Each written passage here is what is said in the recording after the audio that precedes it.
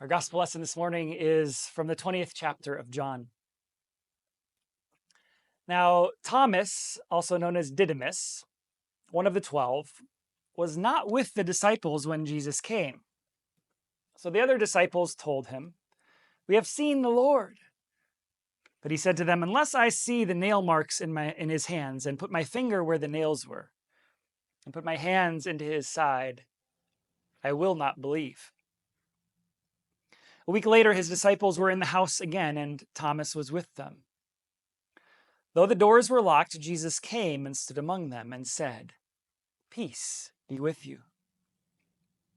Then he said to Thomas, "Put your finger here, see my hands. Reach out your hand and put it into my side. Stop doubting and believe." Thomas said to him, "My Lord and my God." Then Jesus told him, "Because you have seen me, you have believed.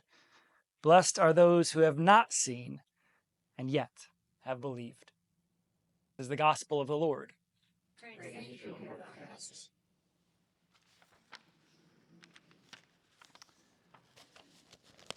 So, I'm guessing that most of us here today carry a multitude of scars that we have acquired throughout our lives. Some of the more prominent ones for me, I have one right here above my left eye that I got as a 3-year-old who thought it would be a good idea to stand on the little rocking chair that I had. That didn't turn out too well. I've got a big 5-inch scar on my right knee from a surgery that I got in high school, and then another scar on my left knee from a big gash that I received when I kind of ran into the side of some bleachers while chasing a ball in high school PE tennis. And then, of course, I have the fairly recent new scars that are on my right ankle and my left shoulder from the surgeries I had last summer following my adventures playing soccer and then subsequently driving recklessly on my knee scooter. So those are fresh in my mind, and many of you got to experience that with me. A lot of times, though, we can view scars as flaws that need to be hidden or removed if possible. But the truth is, every scar tells a story. And whether visible or hidden, scars reflect the complexity of our human experience. How wounds, both physical and emotional, shape who we are. And so it's fascinating to find that in our gospel lesson today, scars play a very central role. The account is pretty well known. Doubting Thomas, as we've come to know him, happens to be absent the first time that the risen Jesus appears to his disciples. And then when they tell Thomas what had happened, he says that unless he sees Jesus' scars, the nail marks in his hands and the place where the spear pierced his side, and not only sees them, but it actually is able to reach out and touch them, then he's not going to believe. Well, it turns out a week later, Jesus shows up again. Now, what exactly Jesus was doing that whole week while Thomas was waiting and wondering, surely experiencing some confusion and anger and sadness, we don't know exactly. It's a great reminder, though, that God's time is not our time.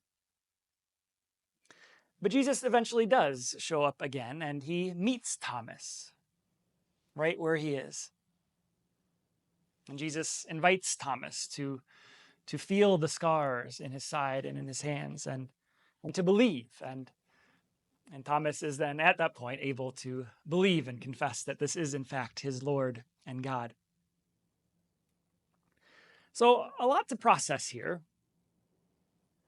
First, take a moment to ponder the fact that the risen Jesus has scars. He is indeed risen. He is fully alive. He has conquered death. And yet he still bears the scars from his crucifixion, visible reminders of the horrible pain and suffering that he has endured. I know a lot of times I hear people question what exactly it's going to be like for us in heaven. What are we going to look like? What kind of bodies, if any, are we going to have? And we really don't have a whole lot of information about that. We read in 1 Corinthians 15, where Paul talks about how the immortal will take on immortality, and our perishable bodies will be raised imperishable. And that makes some sense, but it's a little bit vague. The only real concrete picture we have of what this might look like is the risen Jesus, who is apparently not bound by physical barriers such as walls or locked doors, and yet still has a physical body that can eat fish and be touched.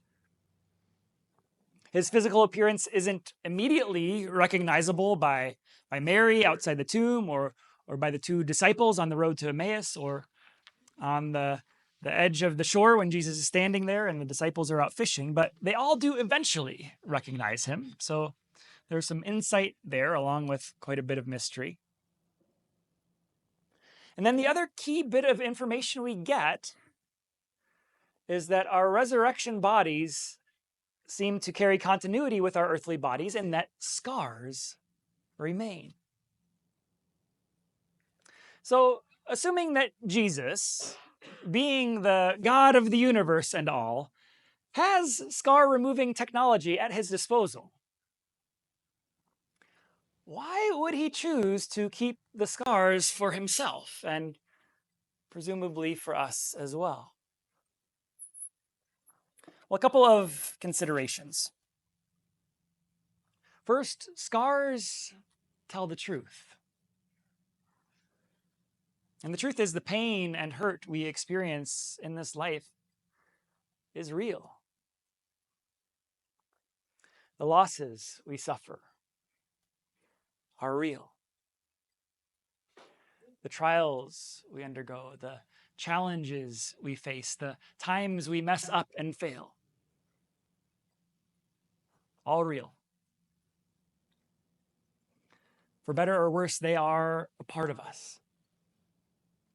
And the fact that the risen Jesus carries his scars forward testifies to the fact that we not only have a God who is willing to endure with us the real pain and hurt that this life entails, but we have a God who does not deny or wash over the truth.